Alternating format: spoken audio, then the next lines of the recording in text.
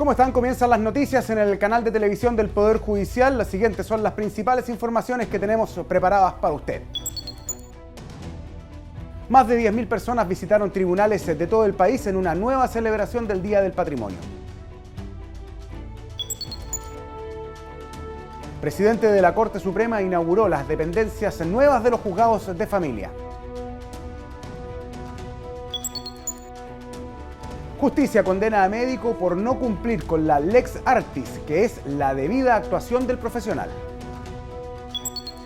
Con juicios simulados y un recorrido que muestra gran parte de la historia de nuestro país, el Palacio de Tribunales abrió sus puertas a miles de personas en el marco de las celebraciones de un nuevo Día del Patrimonio Cultural. Las actividades fueron encabezadas por el presidente de la Corte Suprema, el ministro Hugo Dolmetsch, y también por el ministro del Máximo Tribunal, Jorge Dam. Casi 3.000 personas llegaron hasta el Palacio de Tribunales de Justicia de Santiago para celebrar un nuevo Día del Patrimonio Cultural, el que este año estuvo enfocado en los niños. Familias completas tuvieron la oportunidad de conocer las dependencias del histórico edificio del Palacio de Tribunales, acompañados por los propios funcionarios del Poder Judicial y alumnos de arquitectura, quienes hicieron de guías de los visitantes. El presidente de la Corte Suprema, ministro Hugo Dolmetsch, recibió a las personas en su despacho. Es una fiesta de la cultura nacional. Yo creo que desde que se instauró este Día del Patrimonio, nosotros, la Corte Suprema nunca ha dejado de abrir sus puertas y yo creo que es una actividad bastante, complementaria con nuestra política de salida hacia la calle. Un juicio simulado a cargo de superhéroes, quienes debieron comparecer ante una particular jueza con el fin de aclarar y resolver quién era el responsable del robo del escudo del Capitán América. Juegos, un repaso por la biblioteca del edificio y las presentaciones de la banda instrumental de Gendarmería y la Big Band del Poder Judicial, entre otros, fueron parte de las actividades para celebrar el Día del Patrimonio Cultural. Los visitantes tuvieron además la oportunidad de conocer el Pleno de la Corte Suprema, visita que estuvo a cargo del ministro del Máximo Tribunal, Jorge Dam. Bueno, se trata de mostrarle a todas las personas los distintos edificios patrimoniales y este es un hermoso edificio que está construido y conservado en forma estupenda, de modo que la gente tiene mucha curiosidad en conocerlo y al mismo tiempo aprovechamos de destacar algunos temas que están vinculados con la justicia, que a la gente también le importa conocer. El Palacio de los Tribunales de Justicia de Santiago es el edificio que alberga la Corte Suprema de Justicia de Chile, la Corte de Apelaciones de Santiago y la Corte Marcial del Ejército, Fuerza Aérea y Carabineros. El edificio fue construido en 2 etapas, entre 1905 y 1930, y declarado Monumento Histórico Nacional por el Ministerio de Educación en 1976, aspectos que fueron conocidos por el público que llegó hasta el lugar. Bien interesante, no habíamos podido venir otros años, tuvimos suerte en la espera, digamos, pero fue muy bueno poder haber entrado a la sala, la explicación de las personas fue... La explicación es muy buenas las explicaciones para conocer bien cómo funciona todo, cómo funcionan los jueces, tanto en la Corte de Apelaciones como en la Suprema, quienes explicaron súper bien para hacerte una idea bien realista de cómo ocurren las cosas acá. Cómo se hace la Corte Suprema, porque yo no sabía cómo se hacía. ¿El rol que tenía? Sí. Personalmente me gustó mucho la visita, encuentro que informan demasiado, acercan mucho a la población qué es la justicia, qué es el derecho, qué se hace acá en la Corte Suprema, en la Corte de Apelaciones. Me llama la atención ver que hay edificios tan grandes, tan imponentes y muy poca gente lo conoce, entonces me gusta estar acá dentro y verlo por dentro porque es genial. Una contribución del Poder Judicial a la cultura del país en un nuevo Día del Patrimonio Cultural, el que pudo mostrar la historia de uno de los edificios emblemáticos del centro de Santiago.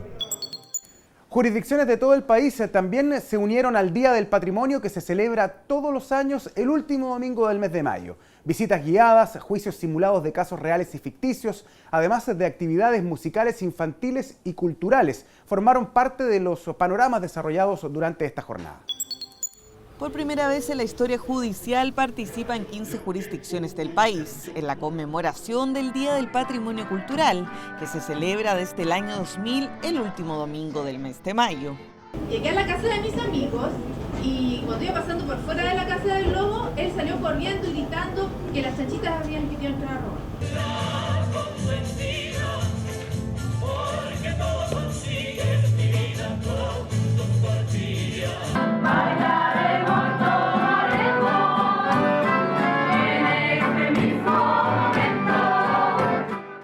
visitantes de los tribunales de alzada, ministros, jueces y funcionarios judiciales organizaron y desarrollaron actividades para el público, que en el Día del Patrimonio recorre lugares históricos y emblemáticos.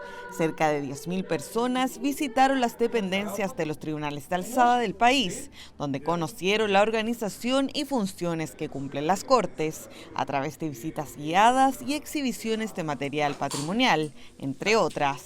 Una buena iniciativa para que los niños se puedan informar de una forma más creativa sobre algo que es tan importante en nuestra vida cotidiana. Ha sido un éxito, pero mucho más de lo esperado. En realidad hemos tenido mucho más de 200 personas en este momento y hemos contado con la colaboración invaluable tanto de Gendarmería, que han exhibido sus productos, que hacen la gente que está en el set, con la PDI.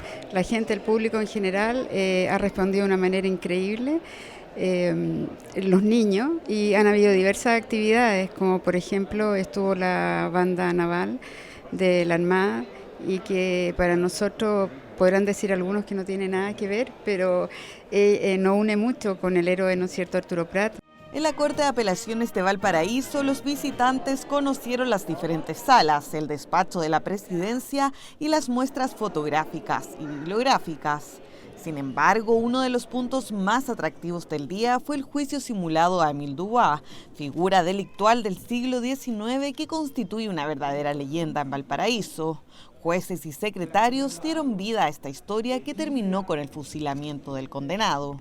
Muy bien revivir un hecho que fue realmente conmocional en Valparaíso, casi un mito. En ese tiempo nadie tenía conciencia de lo que es un psicópata serial, que es el caso de Émile Dubois. El juicio a las tres tantitas en la Corte de Apelaciones de Antofagasta, la exposición de libros y antigüedades de la jurisdicción de Puerto Montt, la presentación de la obra El acuerdo reparatorio de DJ Payaso y la obra de títeres Mi cuerpo es mi tesoro del Tribunal de Alzada de Iquique, sumado a una muestra de perros especialmente adiestrados para el trabajo con niños con capacidades diferentes por parte de la Fundación Canis Chile en la Corte de Apelaciones de La Serena, fueron parte de la agenda preparada para la celebración del Día del Patrimonio. La posibilidad que nos da una actividad como el Día del Patrimonio Cultural no es solo de abrir las puertas de este edificio para que la comunidad conozca el edificio, su historia, su construcción, su característica, sino que también es una posibilidad que tiene el Poder Judicial de dar a conocer la labor que él cumple en búsqueda del bienestar de la nación. Encuentro que es una instancia súper valorable que el Poder Judicial se abra a la comunidad, porque aquí igual se toman bastantes decisiones que tienen que ver con resoluciones jurídicas, que tienen que ver con todo el aspecto social también. Cerca de 200 personas llegaron hasta la Corte de Apelaciones de Rancagua en el Día del Patrimonio Cultural, quienes disfrutaron de una muestra de antigüedades denominada Nostalgia Judicial. Más al sur, la jurisdicción de Temuco, que cumplió 92 años de historia, también se unió a la celebración. Los asistentes participaron en 2 simulaciones de audiencias, ejerciendo los roles de ministros, abogados, intervinientes y público. Los tribunales de Valdivia abrieron sus puertas por tercera vez consecutiva. Quienes los visitaron conocieron la biblioteca especializada en Derecho, que cuenta con cerca de 2.000 títulos de libros. Actividad cultural que este año buscó destacar la evolución histórica de la justicia a través del valor patrimonial de sus edificaciones y funciones del Poder Judicial que desarrolla día a día. El 18 de septiembre del año 1989 ocurrió uno de los crímenes más recordados y sentidos por todos quienes asisten a la popular fiesta de la Pampilla en Coquimbo. Esa madrugada fue encontrada muerta tras haber sido violada la pequeña niña de tan solo 8 años, María Teresa Campuzano. 18 de septiembre de 1989, culminaban los festejos patrios en la Pampilla de Coquimbo. Esa madrugada quedó al descubierto uno de los crímenes más recordados y sentidos por la comunidad. María Teresa Campuzano Alquinta, de 8 años, fue encontrada muerta, víctima de una violación. Por este brutal hecho, que causó conmoción pública, fue sentenciado a presidio perpetuo Gustavo Justo León, de nacionalidad peruana.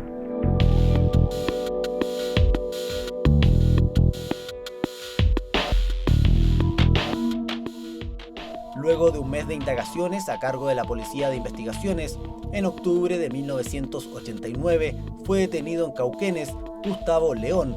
De inmediato fue trasladado a Coquimbo para ser puesto a disposición del juez del primer juzgado del crimen de Coquimbo, Jaime Mesa.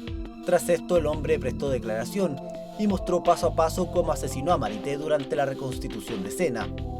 León, que había ingresado a nuestro país 6 años antes de cometer este crimen contra Marité, como era llamada por sus familiares, fue declarado culpable por el delito de violación con resultado de muerte. El fallo fue confirmado por la Corte de Apelaciones de La Serena.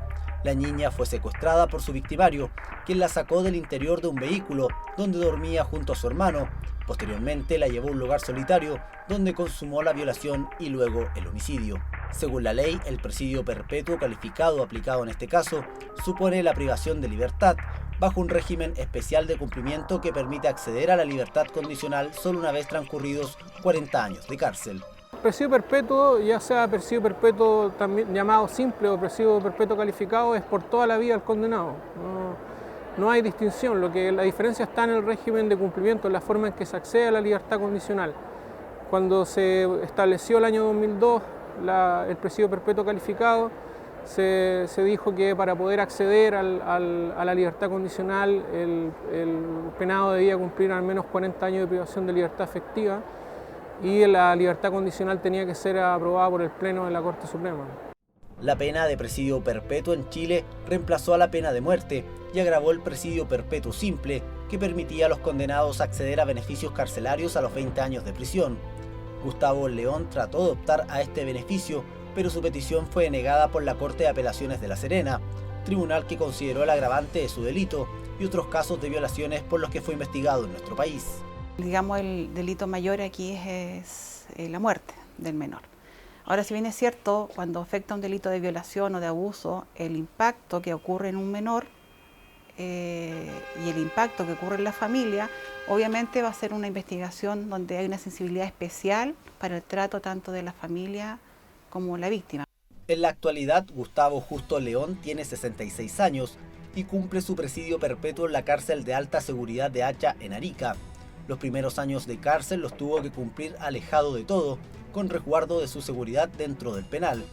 La gravedad de su crimen, según el estado del cuerpo de Marité al momento de ser encontrado por la Policía de Investigaciones, dan cuenta de la crueldad con la que actuó. El artículo 372 bis del Código Penal establece que el que comete violación, el que con motivo de una violación ocasional la muerte de la víctima, tiene como pena el presidio perpetuo a presidio perpetuo calificado.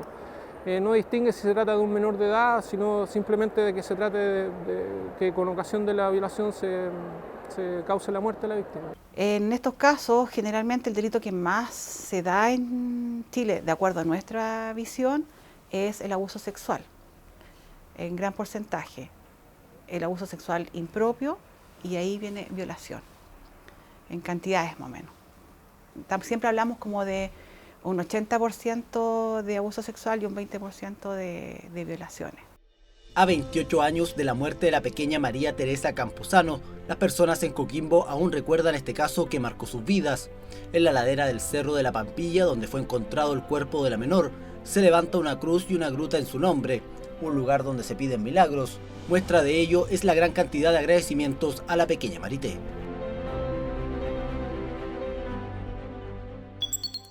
Las nuevas dependencias de los juzgados de familia de Santiago fueron inauguradas esta semana por el presidente de la Corte Suprema, Hugo Dolmetsch. La máxima autoridad judicial destacó las modernas características de este inmueble diseñado para atender a más de 900 personas cada día. En paralelo, sus funcionarios realizaron un taller sobre lenguaje claro y acceso a la justicia para fortalecer la atención a los usuarios. En 2015, la Corporación Administrativa del Poder Judicial adquirió este inmueble que hoy reúne a los 4 juzgados de familia de Santiago y a las 4 unidades de apoyo que complementan su labor. El traslado desde calle San Antonio fue en abril de 2017, pero esta semana se concretó su inauguración. Con un diseño moderno y vanguardista, que basta mirarlo, este nuevo edificio cuenta con condiciones más que suficientes para atender al público y para desempeñar la función jurisdiccional. Los funcionarios, quienes son la cara visible del primer contacto con la comunidad, cuentan con mejores instalaciones, lo que les permitirá sentirse más valorados y brindar un mejor servicio a las personas que acuden a estas dependencias. El nuevo edificio cuenta con certificación LEED, otorgada por Green Building Council, entidad que lidera la entrega de certificaciones de sustentabilidad a nivel mundial. Cuenta además con 5 salas Gesell para entrevistar a niños, niñas y adolescentes, un moderno sistema de vigilancia, salas climatizadas y áreas de espera. Todo lo necesario para fortalecer la calidad del ambiente laboral y de los 900 usuarios que visitan diariamente los tribunales. Este tribunal es de primera línea y nosotros esperamos que los jueces se porten a la altura, que yo creo que así va a ser, para que atendamos bien a la gente y atendamos bien especialmente a los niños. Yo lo dije en el discurso, no sé si se habrá entendido, pero yo creo que sí, no hay nada más sensible que atender niños y atender familias, porque un error del juez o un maltrato del juez le puede significar la felicidad o la desgracia. Jueces y funcionarios están conscientes de la trascendencia a la hora de conocer y dirimir asuntos familiares. Por eso la Comisión de Lenguaje Claro de la Corte Suprema organizó el primer taller en estas nuevas dependencias para capacitar a quienes tienen contacto directo con los usuarios, los trabajadores de las 4 unidades de apoyo de los juzgados de familia. Entendemos que este es un taller muy relevante e importante para los funcionarios porque esto nos permite capacitarnos a todos, consejeros, funcionarios y jueces, en entregar un lenguaje claro a las personas que vienen acá al tribunal.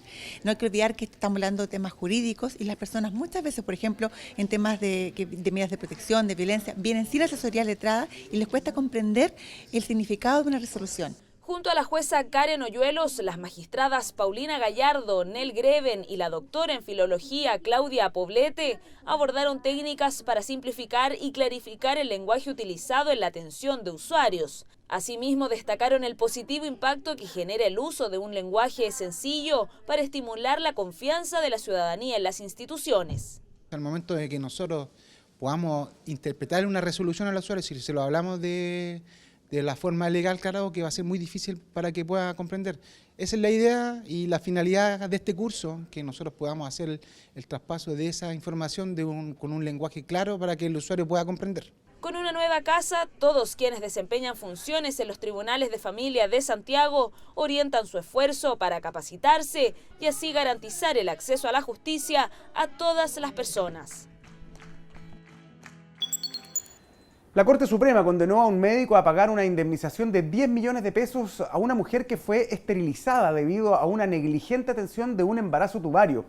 En este caso, la justicia responsabilizó a la profesional por falta a la Lex Artis. Esta regula la correcta actuación de los profesionales médicos y jurídicos durante el trabajo y también en su resultado. La Corte Suprema acogió un recurso de casación y estableció la responsabilidad civil de una doctora especializada en ginecología por falta a la Lex Artis. El mal diagnóstico del embarazo tubario de una mujer a quien le extirparon las trompas de falopio en noviembre de 2015 pudo evitarse si la profesional hubiese efectuado los exámenes correspondientes, situación por la que el máximo tribunal estimó que la atención médica fue negligente, ya que no se adoptaron las medidas previas necesarias. Ahora la profesional deberá indemnizar los daños generados con 10 millones de pesos a la paciente afectada. La Lex Artis médica, de cierto modo, son ciertos patrones o ciertos estándares a los cuales un médico tiene que recurrir para establecer si su obligación de diligencia o de patrón general de cuidado se cumplió satisfactoriamente. Pero esto se puede pregonar para cualquier tipo de profesión donde efectivamente están sometidos algunos profesionales a ciertos parámetros propios de su actividad profesional. Este es un fallo que no viene sino a confirmar una doctrina sostenida de nuestros tribunales, que consiste en apreciar fundamentalmente el concepto de culpa de los profesionales que desempeñan una profesión u oficio con un estándar objetivo que debe ese profesional sobrepasar. La Lex Artis o Ley del Arte, llamada así en todo el mundo, establece el adecuado desarrollo que deben asumir los profesionales a la hora de realizar su trabajo. Es decir, regula que la tarea ejecutada se ajuste a lo que debe hacerse. Por ejemplo, en el caso de los médicos se evalúa por medio de esta norma si su obligación de diligencia o el patrón general de cuidados se cumplió satisfactoriamente. Esta no es una cuestión propia del arte médico, también es una cuestión que es transversal a todas las profesiones u oficios, que nos afecta a nosotros como abogados, que afecta a notarios, conservadores, odontólogos, etcétera. Cualquier persona que desempeñe una profesión, pero no necesariamente una profesión, también un oficio, debe someterse en razón de ese oficio a ciertos estándares. Lo que ocurre es que como están dotados de cierta especialidad técnica, por llamarle de algún modo, ¿cierto?, las personas no saben o no tienen cómo controlar o cómo examinar si un profesional realiza su actividad de manera diligente o con ciertos deberes de cuidado. Para eso existe esta Lex Artis. Las obligaciones de un profesional se evalúan por los medios que tiene para ejercer su trabajo y los resultados que genera dicha labor. Son estos factores los que influyen en que un profesional cumpla o no con la Lex Artis. Es decir, ciertos estándares que cada profesional ha de observar en el cumplimiento de un encargo, especialmente cuando la obligación es de medios y no de resultado, cuando no se puede garantizar este resultado. La obligación no es de resultado, es una obligación de medios. Sin embargo, esos medios no solo consisten en poner los medios, sino que consisten en cumplir un determinado estándar de diligencia. Y por eso, en parte de la doctrina también se denominan obligaciones de diligencia. La obligación se entiende cumplida solo, si es que se pusieron todos los medios al alcance objetivamente exigibles para las personas que despliegan esas conductas o que desempeñan esas actividades. La falta a la Lex Artis determina una responsabilidad contractual o extracontractual de parte de los profesionales. Esta debe ser reparada en la mayoría de los casos a través de una indemnización a los afectados en los tribunales de justicia. Usurpar significa apoderarse o hacer uso de un derecho de otra persona sin su consentimiento. Esta práctica es un delito y tiene varias aristas, como la apropiación ilegal de bienes, terrenos y también de identidad. Hoy nos vamos a centrar en este último tipo. ¿Qué efectos legales tiene usurpar el nombre de una persona y cómo el uso en redes sociales ha modificado su persecución?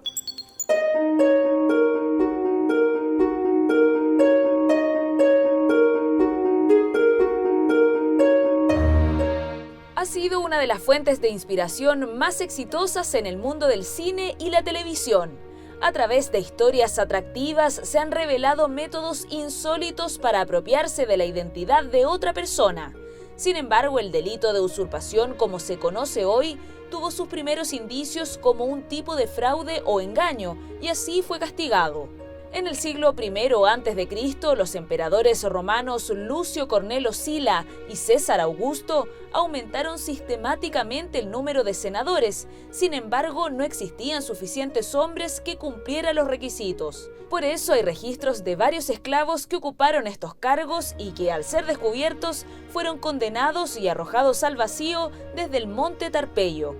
La Lex Cornelia relacionaba necesariamente la usurpación con el ejercicio de cargos públicos, una práctica que era considerada un delito de falsedad. Sin embargo, a pesar que los impostores recibían el máximo castigo que contemplaba la ley, el pueblo romano parecía solidarizar con ellos porque representaban una porción de esta plebe, algo que los volvía proclives a que pudieran introducir mejoras que beneficiaran a este sector vulnerable de la sociedad. La Edad Media introdujo el componente religioso para juzgar los delitos. Por eso la mentira, bajo todas sus formas, era considerada un pecado ante Dios, sancionable con la pena de muerte mediante tortuosas formas como la horca o el exilio, si el fraude no tenía tantas consecuencias. Los casos más emblemáticos de los que se tiene registro surgen al término del medioevo. Uno de ellos es Martín Guerré, un hombre que fue suplantado luego de escapar por una supuesta acusación de robo. El usurpador apareció 8 años después y tenía las mismas facciones, conocía todos los detalles de su vida y vivió junto a su esposa un par de años. Sin embargo, al reclamar la herencia de su padre muerto, levantó sospechas entre los familiares quienes descubrieron que se trataba de un ladrón de un pueblo vecino. El verdadero Martín Guerré apareció durante el juicio, prueba suficiente para condenar al impostor a morir en la horca. La legislación posterior distinguió la usurpación de identidad como la vulneración del derecho de propiedad, del delito de falsedad cuando el malhechor inventaba un nombre y cargo ficticio. Esta diferencia persiste hasta nuestros días. Sí, porque ahí hay un delito de ejercicio ilegal de la profesión, ubicado en el mismo párrafo en que está la usurpación de nombre, pero se refiere a la persona que finge ser autoridad o que finge realizar una profesión para la cual se requiere título, y ahí hay exigencias diferentes y el propósito es distinto. En el siglo XX surgió la leyenda de que la duquesa Anastasia, hija del zar Nicolás II, había sobrevivido a la ejecución de la familia real durante la Revolución Rusa. La alemana Anna Anderson hizo suya la historia y hasta su muerte en 1984, varios seguidores creían en su relato. Solo en 1991, cuando se exhumaron los restos de la familia Romanov, se derribó el mito. El cuerpo de la princesa yacía junto a ellos, por lo que Anderson era una impostora. La irrupción de Internet ha proporcionado nuevos mecanismos de control para detectar estos engaños, pero también nuevas formas de usurpación a través de redes sociales. Chile no cuenta con una regulación específica al respecto, pero sanciona la usurpación común con hasta 540 días de cárcel, más una pena asociada a partir del perjuicio económico. El delito se castiga con la pena con la sola acción de usurpar, con la sola acción de hacerse pasar, por así decirlo, por otra persona. Pero dice que esta pena va a ser sin perjuicio de la que le pudiera acarrear al victimario, al hechor, por los daños que se pudiesen ocasionar a la persona cuya identidad o cuyo nombre se ha usurpado. Hoy la suplantación de identidad es conocida mundialmente como phishing, una práctica silenciosa y difícil de fiscalizar. Sus sanciones están relacionadas mayoritariamente a la estafa, porque si el delito afecta a una persona jurídica, es decir, a una empresa o institución, no podrían aplicarse sanciones. La legislación solo trata la usurpación de personas naturales. El presidente de la Corte Suprema, Hugo Tolmech, participó de la cuenta pública del director del Servicio de Impuestos Internos, Víctor Barraza. Durante el balance se destacó el año de la consolidación del modelo de gestión de cumplimiento tributario. Esta y otras informaciones en la agenda del presidente. El director del Servicio de Impuestos Internos, Fernando Barraza, realizó la cuenta pública 2016 del organismo. En la oportunidad destacó este año como el de la consolidación del modelo de gestión de cumplimiento tributario. A la cita fueron invitados el presidente de la Corte Suprema, ministro Hugo Tolmech, el ministro de Hacienda, Rodrigo Valdés, el presidente del Senado, Andrés Saldívar, y como representante de la Cámara de Diputados asistió el parlamentario José Miguel Ortiz. Trabajamos por un país más justo. Nos mueve el desarrollo de Chile. El Servicio de Impuestos Internos es una institución clave de nuestra sociedad que trabaja por el bien común. Es una institución que el país debe cuidar. Él extendió la cuenta hacia la preocupación que tiene por su trabajo y la preocupación de ir cada día progresando, y yo diría que lo más importante para mí, por lo menos, es que lo ha hecho en comunicación directa con sus funcionarios. Según cifras entregadas por el Servicio de Impuestos Internos, durante el 2016 la recaudación tributaria se incrementó en un 0,9%, alcanzando los 29 billones de pesos. La presidenta Michelle Bachelet encabezó la ceremonia de presentación del proyecto Chile Reconoce. Este termina con la condición de apátrida que tienen los niños que nacen en Chile de padres extranjeros en tránsito. Lanzamiento de la iniciativa, a la cual asistió el presidente de la Corte Suprema, Hugo Tolmech. El proyecto se enmarca en la campaña internacional I Belong, o Yo Pertenezco, para erradicar la apatridia en el mundo, y que responde además a compromisos adquiridos por el Estado. Evidentemente esta necesidad no concluye aquí. Esperamos seguir desarrollando este proyecto, este programa para que los 2.000 chilenos que se encontraban inscritos como hijos de extranjeros transeúntes del año 2016, según el registro civil, puedan ver reconocida su nacionalidad. La presidenta Michelle Bachelet hizo entrega de forma simbólica de certificados de nacimiento y pronunciamiento de nacionalidad a un grupo de niños y niñas beneficiados por el proyecto. Se estima que 10 millones de personas en todo el mundo son apátridas. El presidente de la Corte Suprema, Hugo Dolmetsch, recibió en audiencia a la Asociación de Sordos de Chile. Entre los puntos que fueron tratados, destacó la necesidad de que los funcionarios del Poder Judicial estén familiarizados con el lenguaje que utilizan las personas sordas y así tengan un mejor acceso a la justicia. Los puntos a tratar principalmente son la capacitación de funcionarios del Poder Judicial en el conocimiento de la cultura de las personas sordas y en el manejo de la lengua de señas chilena. La Asociación Chilena de Derecho Constitucional realizó en la sala de audiencias del Tribunal Constitucional el seminario Control de Constitucionalidad, instancia a la que fue invitado el presidente de la Corte Suprema, ministro Hugo Dolmetsch. La actividad desarrollada los días 24 y 25 de mayo estuvo dividida en 6 mesas donde se debatió respecto de aspectos como el control constitucional de las leyes en nuestro país. ¿Cómo enfrentaríamos nuestros múltiples desacuerdos políticos sin referencia, por ejemplo, a los derechos que ella garantiza y que todos decimos respetar? Entre otros aspectos que fueron analizados durante los 2 días de seminario, se contemplaron el rol del Tribunal Constitucional, la acción de inconstitucionalidad y de inaplicabilidad de las leyes. Cuando el Ministerio Público recibe una denuncia por un simple delito o una falta que tiene una sanción menor a 540 días de cárcel, está facultado para pedir por escrito un procedimiento simplificado al juzgado de garantía correspondiente. Este proceso es similar a un juicio oral, sin embargo, en una misma audiencia el juez debe escuchar a los intervinientes y testigos, evaluar las pruebas disponibles y dictar sentencia. Junto al procedimiento abreviado, el procedimiento simplificado es la alternativa más común y sencilla para solucionar una causa penal.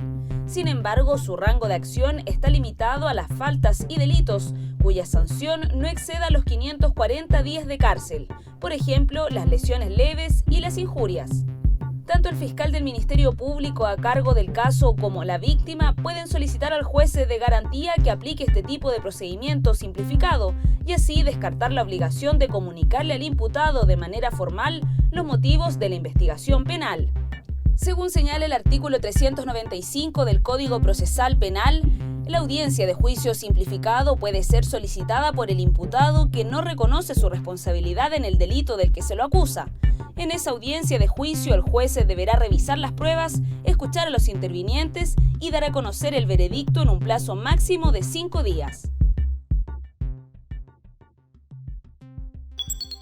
El ministro en visita extraordinaria para causas por violaciones de derechos humanos de la Corte de Apelaciones de Concepción, Carlos Aldana, realizó 2 reconstituciones de escena por secuestros calificados en Chillán en el año 1973. Esta y otras noticias en el bloque de contingencia. Luego de realizar 2 reconstituciones de escena y careos en ambas causas, el ministro en visita extraordinaria para causas por violaciones de derechos humanos de la Corte de Apelaciones de Concepción, Carlos Aldana, dictó nuevos procesamientos por los secuestros calificados de Ricardo Troncoso y Francisco Sánchez, ocurrido el 1 de octubre de 1973 en Chillán. El magistrado Aldana encausó y dejó en prisión preventiva al coronel en retiro de Carabineros Patricio Geldres y al civil exmiembro del movimiento Patria y Libertad Juan Sepúlveda por su calidad de autor y cómplice respectivamente del delito de secuestro calificado de Ricardo Troncoso. En el caso de Francisco Sánchez dejó en prisión preventiva al coronel en retiro de Carabineros Patricio Marabolí por el mismo crimen. La Universidad de Tarapacá y el Servicio Nacional para la Discapacidad organizó el seminario Aspectos Legales en relación a la discapacidad en Chile y en el derecho internacional, análisis, observaciones y críticas, realizado en Arica. A la actividad asistió el ministro de la Corte Suprema, Lamberto Cisternas, quien destacó el avance significativo en mejorar el acceso a la justicia a los grupos vulnerables que habitan en el país. Yo estoy aquí invitado por la Universidad de Tarapacá en razón de que yo trabajo dentro del Poder Judicial un proyecto que es justamente el acceso a la justicia de las personas en situación de vulnerabilidad, dentro de las cuales están desde luego las personas discapacitadas. Entonces se unen muy íntimamente ambas corrientes y me agrada mucho estar aquí. Tema de gran importancia para el Poder Judicial y por el que se han desarrollado diferentes iniciativas. Por ejemplo, al interior de los tribunales se realizan trabajos a nivel de infraestructura y mobiliario para que los usuarios que lleguen en silla de ruedas cuenten con las facilidades para ser atendidos. La Corte de Apelaciones de Concepción recibió la visita de más de 20 estudiantes de Derecho de la Universidad del Desarrollo. En compañía de funcionarios, los estudiantes recorrieron el lugar y resolvieron dudas sobre el funcionamiento del Tribunal de Alzada Penquista. Quisimos hacer esta visita porque por programas de la Cátedra de Derecho Procesal 1, los alumnos tienen que estudiar lo que son los órganos jurisdiccionales. Y es una forma de hacer mucho más práctico y mucho más tangible lo que es el estudio de los distintos órganos. Además, los futuros abogados tuvieron la posibilidad de conversar con el presidente de la Corte de Apelaciones de Concepción, Adolfo Asensio, quien les explicó la importancia de asistir a audiencias para interiorizarse del trabajo que tendrán como futuros juristas. El Departamento de Bienestar del Poder Judicial invitó a todos los funcionarios a participar junto a sus familias de actividades recreativas gratuitas ligadas al deporte. La idea es que todos los sábados del mes de junio asistan a las canchas del Centro Deportivo de Bienestar, ubicado en el centro de Santiago. Surge como una idea del Departamento de Bienestar para generar un espacio distinto a lo normal a las familias de los funcionarios del Poder Judicial, ¿ya? En un ambiente abierto, al aire libre, que permite hacer actividades deportivas, recreativas y que también permite integrar a las familias cercanas y también, ¿por qué no?, a los amigos y todos los funcionarios del Poder Judicial. Fútbol padre e hijo, mini voleibol, torneo de quemadas y otras actividades son parte de las jornadas que ofrece el Departamento de Bienestar. Hasta acá la revisión de las noticias de esta edición del noticiero del canal del Poder Judicial. Nos despedimos como siempre invitándolos a que visiten las plataformas digitales y además nuestro sitio web www.poderjudicialtv.cl. Que estén muy bien y nos vemos en una nueva edición.